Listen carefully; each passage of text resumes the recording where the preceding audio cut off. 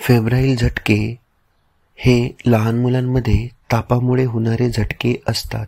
सहसा 6 महिने ते 5 वर्ष वयोगटातील मुलांमध्ये आढळतात.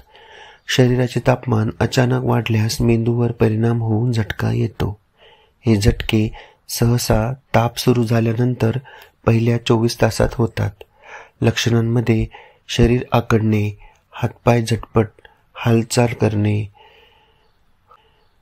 डोळेवर फिरवणे, श्वास तात्पुरता थांबणे आणि बेशुद्ध होणे यांचा समावेश होतो.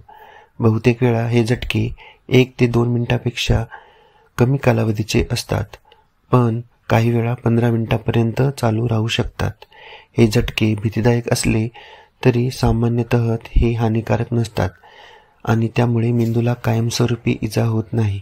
मात्र झटका दीर्घकाळ टिकल्यास, सतत ताप येत असल्यास किंवा मुलाला वारंवार झटके येत असल्यास त्वरित डॉक्टरांचा सल्ला घेणे गरजेचे आहे.